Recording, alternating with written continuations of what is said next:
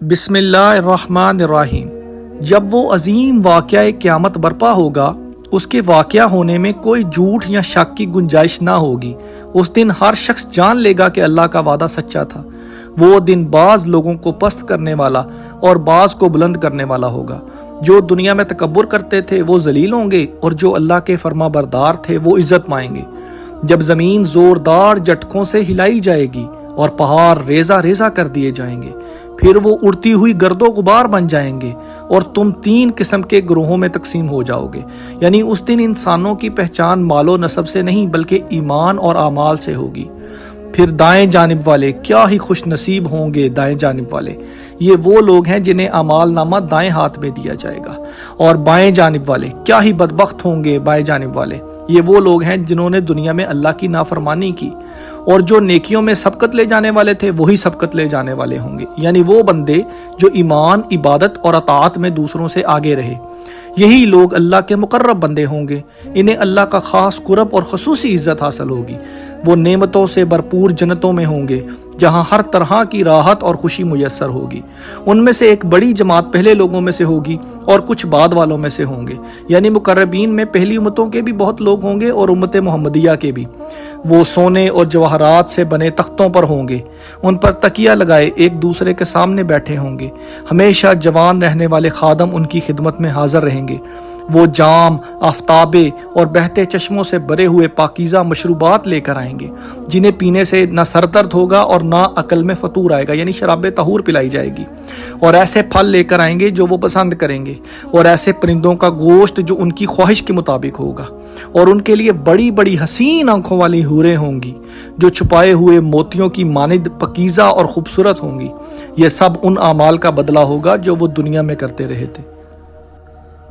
وہ وہاں نہ کوئی فضول بات سنیں گے اور نہ گناہ کی گفتگو، سوائے سلامتی اور خیر خواہی کی باتوں کے۔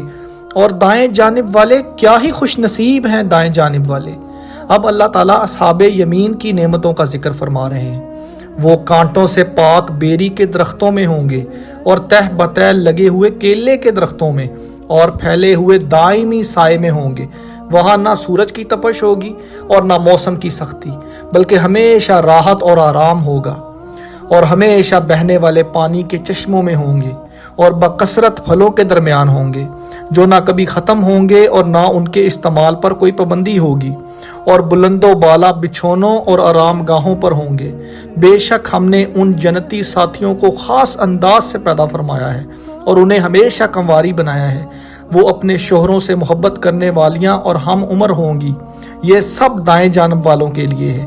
ان میں ایک بڑی جماعت پہلے لوگوں میں سے ہوگی، اور ایک بڑی جماعت بعد والوں میں سے ہوگی۔ یعنی امت محمدیہ صلی اللہ علیہ وآلہ وسلم کے بہت سے لوگ بھی اصحاب یمین میں شامل ہوں گے۔ اور بائیں جانب والے کیا ہی بدبخت ہیں۔ بائیں جانب والے اب اللہ جہنمیوں کا انجام بیان فرما رہے ہیں۔ وہ سخت گرم ہوا اور کھولتے ہوئے پانی میں ہوں گے، اور سیاہ دھوئیں کے سائے میں ہوں گے، جو نہ ٹھنڈک پہنچائے گا اور نہ کوئی راحت دے گا۔ اس لیے کہ یہ لوگ دنیا میں بڑی آسائشوں میں مگن تھے۔ انہوں نے اللہ کی نعمتوں کا شکر ادا کرنے کی بجائے غفلت اختیار کی، اور بڑے بڑے گناہوں پر اصرار کرتے تھے۔ گناہ کے بعد توبہ کے بجائے سرکشی اختیار کرتے رہے، اور کہتے تھے کیا جب ہم مر جائیں گے اور مٹی اور ہڈیاں بن جائیں گے تو دوبارہ زندہ کیے جائیں گے؟ اور کیا ہمارے اگلے باپ دادا بھی؟ فرما دیجئے یقیناً پہلے اور پچھلے سب لوگ جمع کیے جائیں گے ایک مقررہ دن کے وقت پر، یعنی قیامت کا وقت اللہ نے پہلے ہی طے کر رکھا ہے۔ پھر اے گمراہو اور جھٹلانے والو، تم ضرور زقوم یعنی تھوہڑ کے درخت سے کھاؤ گے۔ یہ نہایت کڑوا ہے، پھر اسی سے اپنے پیٹ بھر لو گے۔ پھر اس کے بعد کھولتا ہوا پانی پیو گے، اور ایسے پیو گے جیسے سخت پیاسے اونٹ پانی پیتے ہیں۔ یہ قیامت کے دن ان کی مہمانی ہوگی۔ یعنی جنہوں نے دنیا میں اللہ کی نافرمانی کو اختیار کیا، ان کے لیے آخرت میں یہی استقبال ہوگا۔ ہم ہی نے تمہیں پیدا کیا ہے، پھر تم کیوں یقین نہیں کرتے؟ کیا تم نے اس نطفے پر غور کیا ہے جو تم رحم میں ڈالتے ہو؟ کیا تم اسے انسان بناتے ہو یا ہم بنانے والے ہیں؟ انسان اپنی پیدائش کے ابتدائی مراحل پر کوئی اختیار نہیں رکھتا، سب کچھ اللہ کی قدرت سے ہوتا ہے۔ ہم نے تمہارے درمیان موت کو مقرر کر دیا ہے، اور ہم عاجز نہیں ہیں کہ ہم تمہاری جگہ دوسروں کو لے آئیں اور تمہیں ایسی صورت میں دوبارہ پیدا کریں جسے تم جانتے بھی نہیں۔ اللہ چاہے تو پوری نسلیں بدل دے اور قیامت کے دن نئی کیفیت میں اٹھائے، اور تم اپنی پہلی پیدائش کو خوب جانتے ہو، پھر نصیحت کیوں حاصل نہیں کرتے؟ یعنی جو رب پہلی بار پیدا کر سکتا ہے وہ دوبارہ بھی پیدا کر سکتا ہے۔ کیا تم نے اس بیج پر غور کیا جو تم زمین میں بوتے ہو؟ کیا تم اسے اگاتے ہو یا ہم اگانے والے ہیں؟ اگر ہم چاہیں تو اسے چورا چورا کر دیں، پھر تم حیران رہ جاؤ، ایک آفت پوری فصل کو تباہ کر سکتی ہے، اور کہنے لگو کہ ہم تو نقصان اٹھا بیٹھے، بلکہ ہم تو بالکل محروم ہو گئے۔ یہ یاد دہانی ہے کہ رزق کا اصل مالک اللہ تعالیٰ ہے۔ کیا تم نے اس پانی پر غور کیا جو تم پیتے ہو؟ کیا تم اسے بادلوں سے اتارتے ہو یا ہم اتارنے والے ہیں؟ اگر ہم چاہیں تو اسے کھارا بنا دیں، پھر تم شکر کیوں نہیں کرتے؟ کیا تم نے اس آگ پر غور کیا جسے تم جلاتے ہو؟ کیا تم نے اس کے درخت کو پیدا کیا ہے یا ہم پیدا کرنے والے ہیں؟ ہم نے اس آگ کو یاد دہانی اور مسافروں کے فائدے کا ذریعہ بنایا ہے۔ دنیا کی آگ انسان کو جہنم کی آگ یاد دلاتی ہے اور زندگی میں بے شمار فوائد پہنچاتی ہے۔ پس اپنے عظمت والے رب کے نام کی تسبیح بیان کرو۔ جب انسان اللہ کی ان بے شمار نشانیوں پر غور کرے تو اس کا دل پکار اٹھتا ہے کہ میرا رب ہر نقص سے پاک، عظیم اور بے مثال ہے۔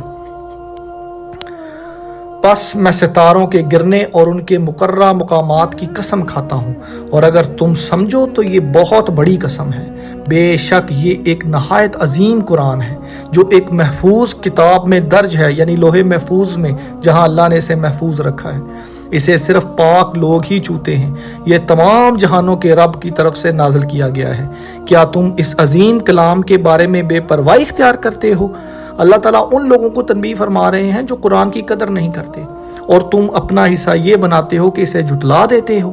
پھر کیوں نہیں جب روح گلے تک پہنچ جاتی ہے، یعنی موت کا وقت آ جاتا ہے، اور تم اس وقت دیکھ رہے ہوتے ہو، اور ہم اس مرنے والے کے تم سے زیادہ قریب ہوتے ہیں لیکن تم دیکھ نہیں سکتے۔